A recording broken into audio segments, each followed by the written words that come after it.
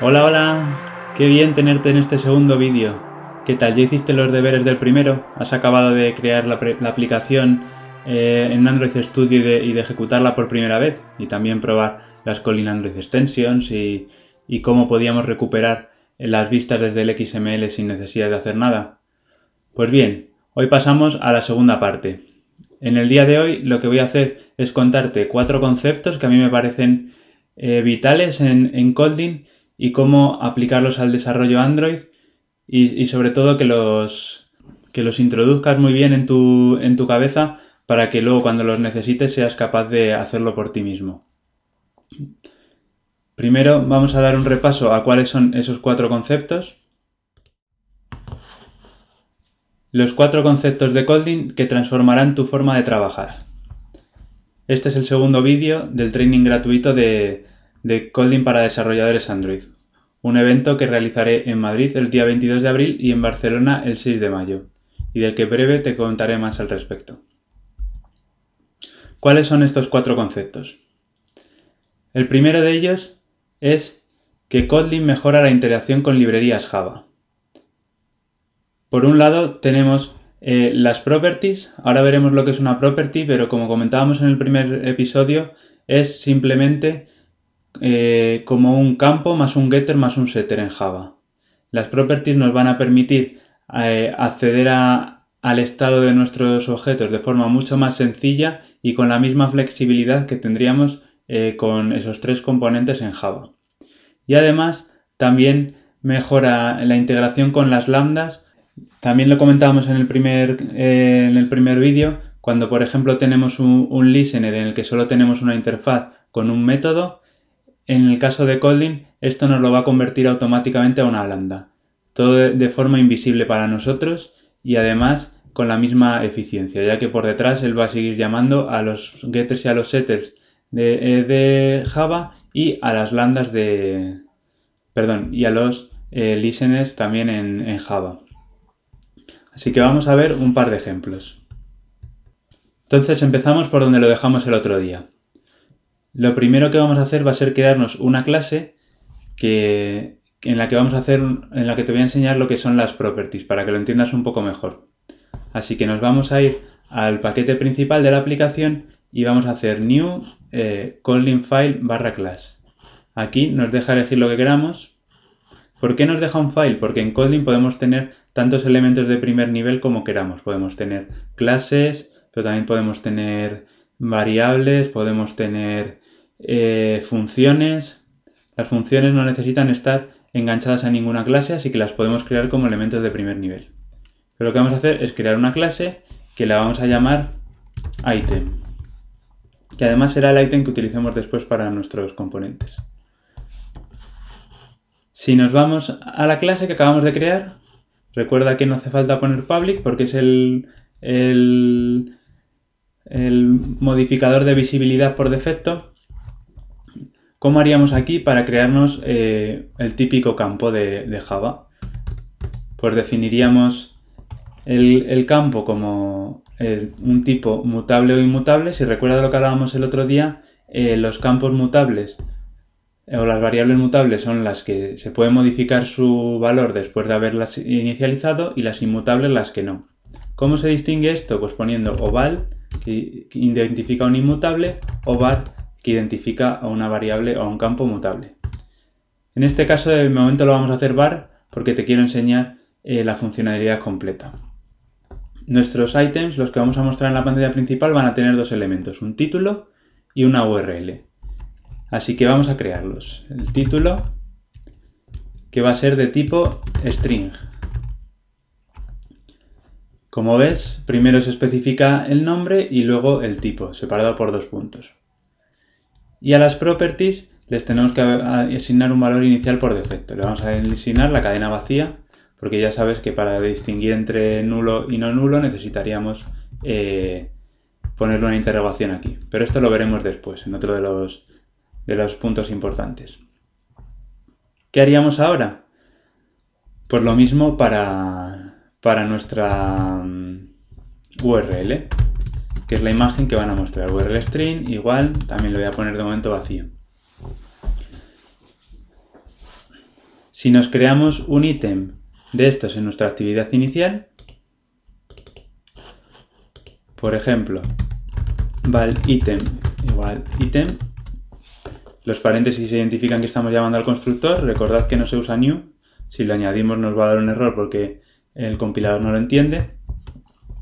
Ya tenemos creado nuestro objeto ítem. También lo que comentábamos el otro día, no hace falta especificar el tipo. Podemos hacerlo, pero como el compilador lo infiere por nosotros, no hace falta que se lo añadamos. Entonces, ahora ¿cómo accederíamos a esos ítems? Pues accederíamos igual que si nuestro campo fuera público, que en nuestro caso lo es, porque no le hemos puesto ningún modificador de privado o de protected. Entonces podríamos hacer item.title igual a title. O podríamos guardarnos el título en una variable, val title igual a item.title. Esto hace la asignación y recupera el valor directamente. Pero ¿qué haríamos si nosotros quisiéramos añadir contenido extra, como hacemos en nuestros getters y nuestros setters? Pues simplemente tendríamos que irnos a la propiedad y podríamos sobreescribir aquí el get y le podemos decir que haga lo que nosotros queramos. Podemos devolver, por ejemplo, return title $field. La palabra reservada field se refiere al valor que tiene contenido este elemento y el get pues sería como el getter de nuestras clases en Java. Recordad también que podíamos utilizar variables dentro de los strings, así que esto sería como podríamos hacer nuestro getter. Y el setter pues muy parecido. Escribimos set y aquí podemos hacer lo que queramos. Field igual a title $value.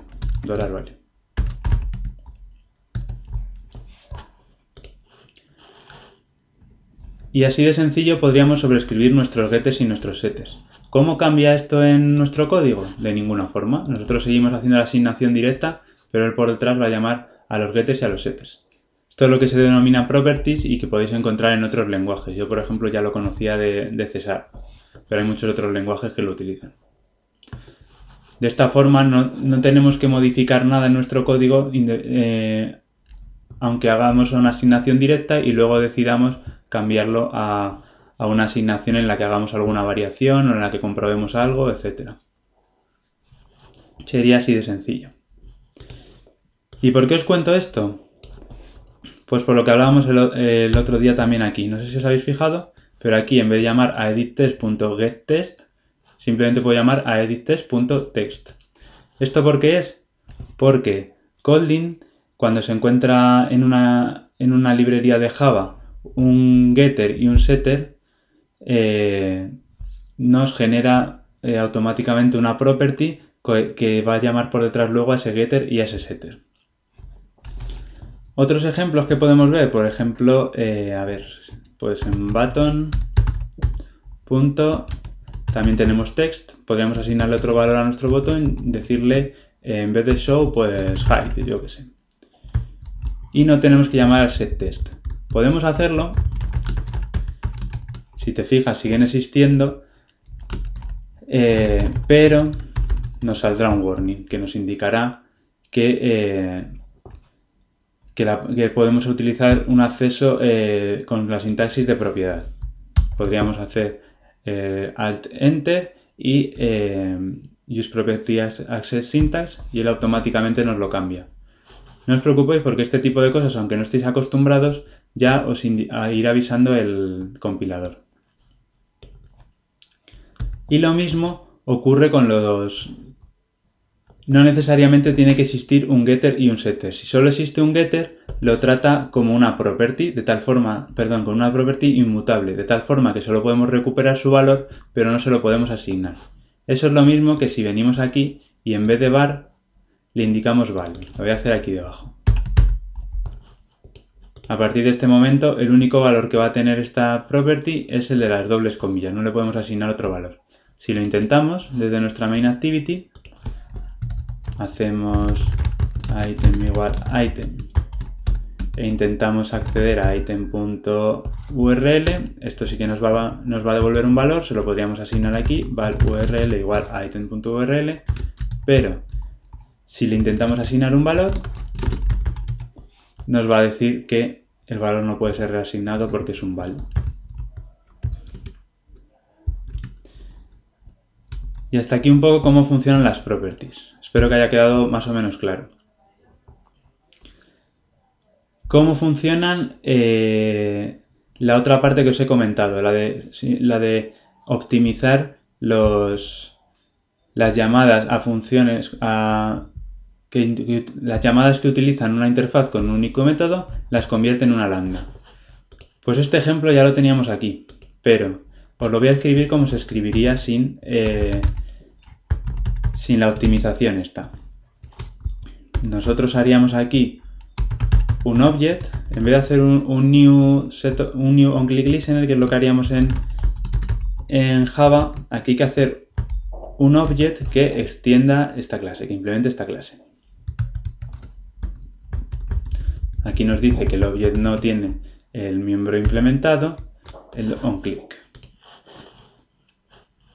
Y ya está, nosotros aquí podríamos hacer lo mismo que arriba. Valtest y toast show. Aquí, como estamos dentro de otra clase, necesitamos hacer un main activity, un this @main activity, que es lo mismo que el main activity.this de Java. Y con esto ya lo tendríamos, pero nos va a pasar lo mismo. Nos dice que podemos convertir este objeto a una lambda. Lo hacemos así y nos queda un código muchísimo más sencillo, el que teníamos ya arriba. Y esto nos va a pasar con un montón de métodos que tenemos en Android. Ya sabéis que hay un montón de listeners en los que solo pasamos un método una interfaz que solo tenemos que sobreescribir un método. Pues todos esos se pueden convertir a lambdas automáticamente. Ya habéis visto que si no os acordáis vosotros, pues el IDE os ayuda. Segundo punto, funciones de extensión. Las funciones de extensión son una cosa que a mí personalmente me encanta y que nos van a permitir añadir funciones a clases para las que normalmente no tenemos acceso de modificación. Es decir, van a hacer la función de los utils que nosotros habitualmente utilizamos en Java, pero sin necesidad de toda la ceremonia que hay que hacer de llamar a utils. Lo que sea. Simplemente podremos hacer como si esas clases a partir de ese momento tuvieran esas nuevas funciones. ¿Cómo se hace esto? Pues una vez más, volviendo al ejemplo que teníamos, voy a borrar esto de aquí que ya no nos sirve. Como veis, aquí para hacer un toast tenemos que llamar a toastMakeTest, luego pasarle el contexto this, que es nuestra actividad principal, luego pasarle el texto, una longitud, etcétera, etcétera. Todo esto se vuelve bastante ceremonial, por así decirlo. Tenemos que hacer un montón de pasos simplemente para mostrar un toast. Al final muchas veces nos acabamos creando un utils, que es utils.toast, le pasamos el contexto y el texto. Y a lo mejor le podemos pasar también la longitud o no. ¿Cómo podemos hacer esto en Kotlin? Pues como lo que hablábamos, con las funciones de extensión. Yo me puedo ir aquí, crearme un nuevo archivo que le llamemos extensions, que van a ser las funciones de extensión. Normalmente en un proyecto grande habrá varios archivos, porque si no estos se van a hacer muy grandes, pero aquí por simplificar lo voy a hacer en un único archivo. Como os he dicho, podemos crear funciones de primer nivel, no necesitamos crear ninguna clase, y aquí lo que vamos a hacer es crearnos una función que se llame toast, que reciba un texto.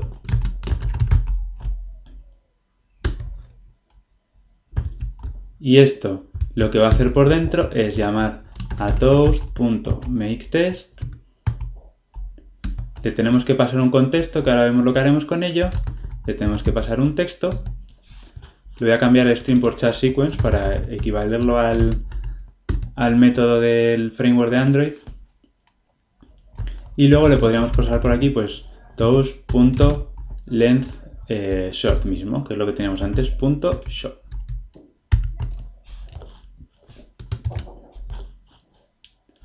Vale, ¿y qué nos falta aquí? Nos falta el contexto. ¿Qué es lo que vamos a hacer? Pues nos vamos a crear una función de extensión para los contextos, es decir, cualquier contexto va a poder usar una nueva función llamada toast. Lo único que hay que hacer para poder definir que esta función va a pertenecer a un contexto es especificar aquí sobre qué clase se va a aplicar. Context.toast. Y a partir de ese momento, el código que tenemos dentro de esta función funciona como si estuviéramos dentro de la propia clase context. Así que aquí podemos decir this y nos estaremos refiriendo al contexto que está llamando esta función. Así de sencillo. ¿Y qué podemos hacer ahora? Pues sustituir el toast que teníamos antes. En vez de llamar a todo esto, simplemente podemos hacer toast text. Y ya está, no necesitamos nada más porque MainActivity es un contexto. Esto es lo mismo que hacer this.toast, el this se refiere a la activity y al heredar activity de context puedo utilizar toast sin problemas. ¿Qué más podríamos hacer? Pues como ahora esto se nos ha quedado tan sencillo, podríamos evitarnos incluso la variable esta de text. Y lo ponemos en una línea. Así que, por simplificar con lo sencillo que es esto, podemos hacerlo todo en una línea y queda igual de legible que antes. Os podéis imaginar que esta idea de las funciones de extensión la podemos aplicar a cualquier cosa. De hecho, en el último capítulo, en el último vídeo, veremos un par de ejemplos más que ya veréis cómo os van a gustar. Y otra cosa que os quiero enseñar ya de paso es lo que os hablaba el otro día en el primer vídeo de los valores por defecto en un constructor. Imaginaos que en vez de pasarle por aquí, en una variable, en un constructor, donde sea, puede ser cualquier argumento que se pase por parámetro. Si en vez de querer hacer esto nosotros quisiéramos pasar la longitud por parámetro, podríamos hacer length, int. Y por aquí le pasamos length. Vale, ¿cuál es el problema? Que ahora nos obliga a añadir la longitud en todas las llamadas a toast. Si nosotros por defecto siempre queremos que sea short, podemos hacer esto. Y a partir de este momento ya tenemos dos formas de llamar a esta función. Una simplemente con el contexto, una simplemente con el texto y otra pasándole la longitud.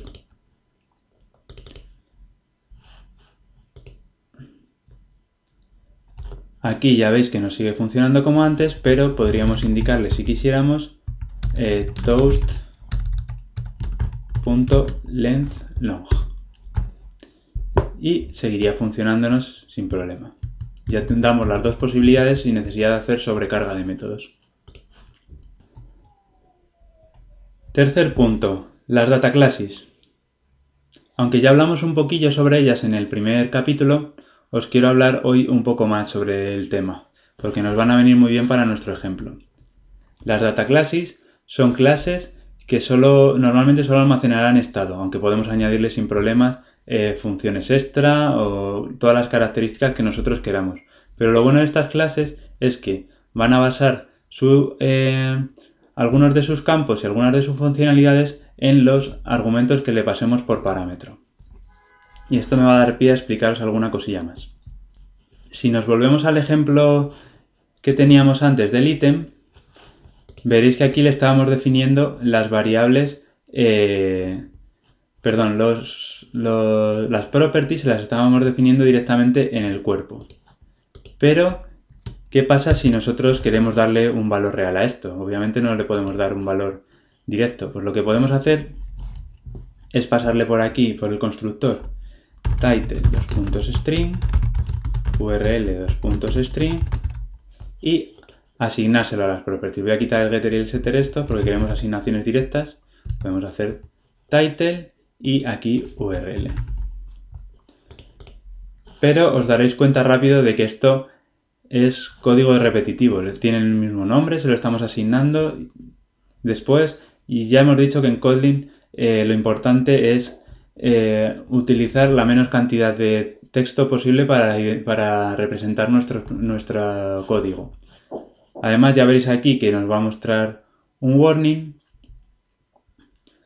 y que nos indica que lo podemos mover al constructor. Así que si seguimos los pasos que nos dice el IDE y lo movemos al constructor, veréis que nos asigna automáticamente los parámetros del constructor como properties.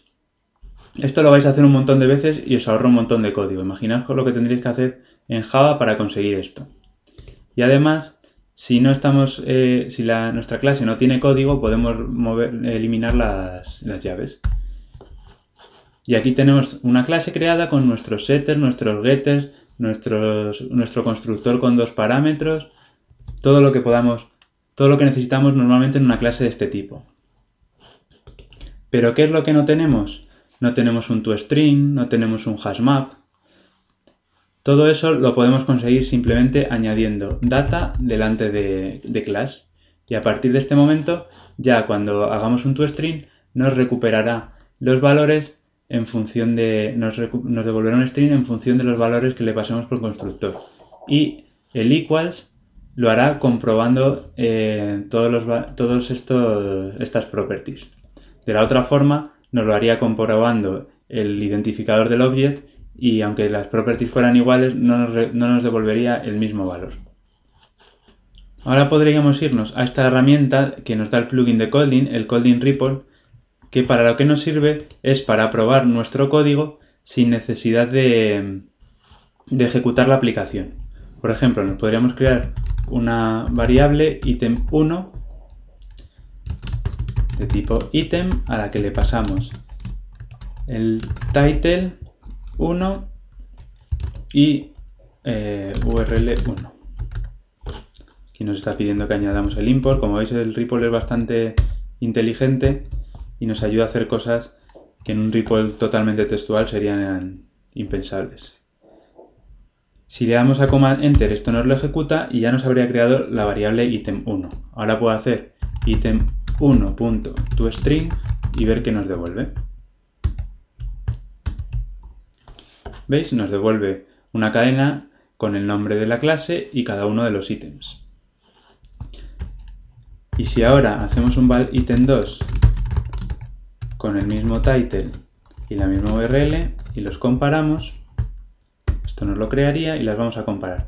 Item1 igual a item2. El equals de Java es el igual de Kotlin, de tal forma que queda un poco más legible que lo que tenemos que utilizar en Java para comparar dos clases. Si quisiéramos comparar objetos, es decir, el doble igual de Java, tendríamos que poner un triple igual aquí. Pero bueno, con un doble igual nos compara esas dos clases y nos dice que son iguales a pesar de que los objetos sean distintos. Eso es gracias al data class.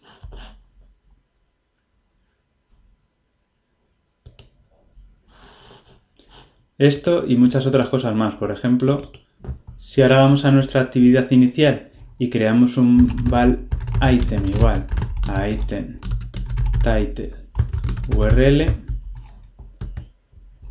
podríamos desestructurar nuestra clase en variables de esta forma. Podríamos crearnos aquí una variable title y otra URL y asignarle el valor item.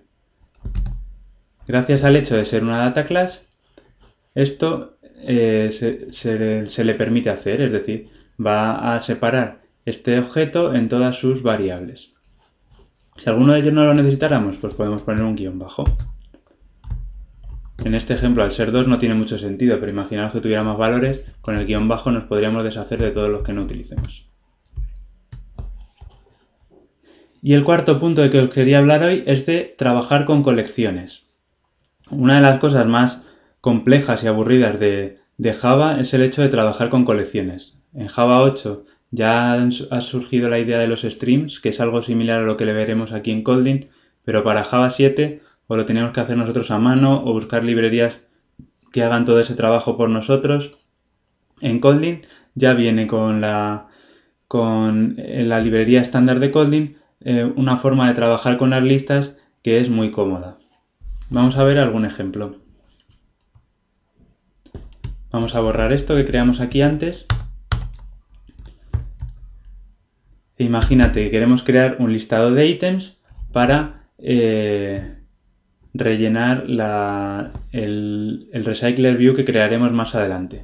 Pues lo único que tendríamos que hacer sería, para crearnos un listado, lo único que necesitamos es hacer val ítems, por ejemplo, igual a list of, y aquí por parámetro le pasaríamos los ítems que queremos que genera nosotros, pues ítem title 1 url 1 e ítem title 2 url 2.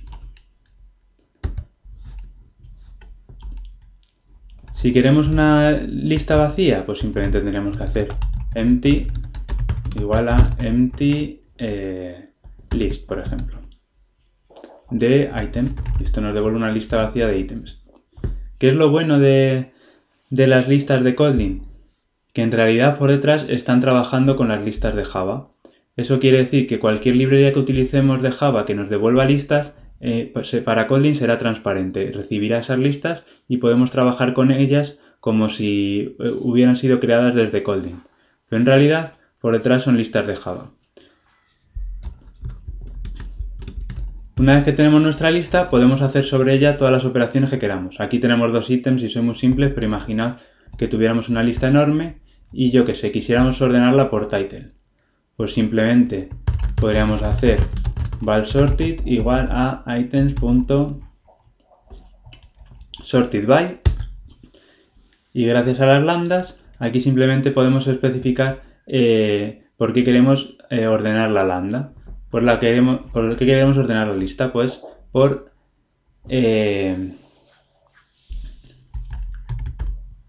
it.title. ¿Qué quiere decir esto? Que va a utilizar los elementos, va a ordenar los elementos por su título. Este it es una forma simplificada de las lambdas de especificar el valor cuando solo le viene un valor como parámetro. Es decir, esto sería lo mismo que item flecha item.title.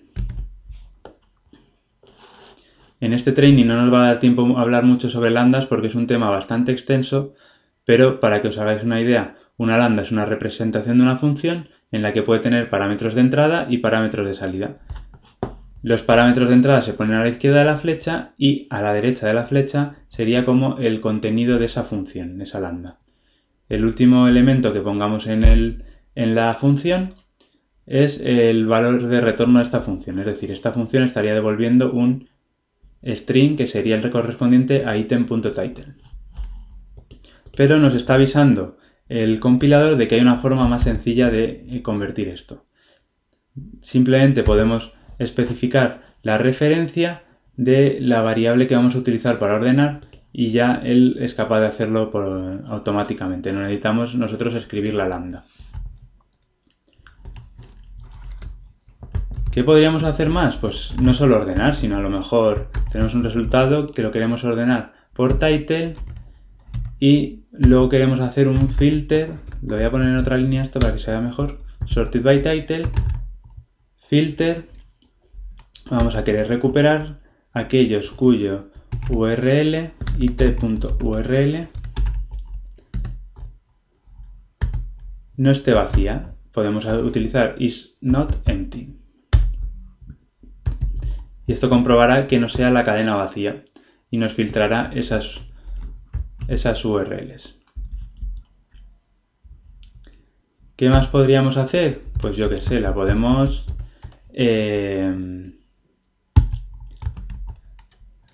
mapear. Imaginémonos que no queremos recuperar un listado de ítems, sino que queremos recuperar un listado de strings que correspondan a los títulos.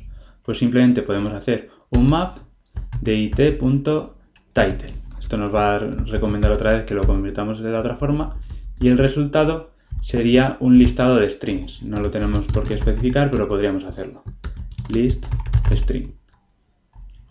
Esto que va a hacer al final va a recuperar de los ítems, los va a ordenar por título, va a filtrar por los que la URL no sea vacía y después lo va a mapear a una nueva lista que en vez de ser una lista de ítems va a ser una lista de strings con los títulos de esos ítems.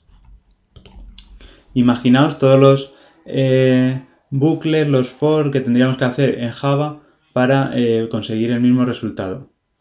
Una idea importante a tener en cuenta cuando estamos trabajando en Kotlin es que los for típicos que utilizamos en Java normalmente se pueden solucionar de formas mucho más elegantes, gracias a las operaciones funcionales que podemos realizar sobre las listas, como estas que hemos visto. Y aparte de estas hay muchísimas más. Si seguís mirando aquí todos los que nos recomienda, pues le podemos dar la vuelta a la lista, podemos ir eliminando por el final hasta que se cumpla una condición, eliminar los últimos n elementos, recuperar partes de esas listas. Hay un montón de operaciones, como veis. Mapear indexado, que sería igual que lo que hemos hecho, pero que nos revuelve el índice. Recuperar el mínimo de una lista. En fin, tenéis un montón de operaciones funcionales que podéis aplicar sobre las listas que nos darán un resultado mucho más sencillo y muchísimo más legible que si tenemos que andar viendo qué hacen los bucles en nuestro código de Java. Y hasta aquí el training de hoy. Esto es lo que os quería contar hoy. Para superar el vídeo de hoy no tenéis que hacer nada especial en el código, simplemente probad todo lo que hemos ido viendo para familiarizaros con ello, porque en el próximo vídeo ya lo vamos a poner todo en práctica y crearemos nuestra pequeña aplicación de Kotlin para Android, utilizando todos estos conceptos y alguno más que iremos viendo sobre la marcha. Lo dicho, muchas gracias, seguid probando con todo lo que habéis aprendido hoy y nos vemos en el siguiente vídeo. ¡Hasta luego!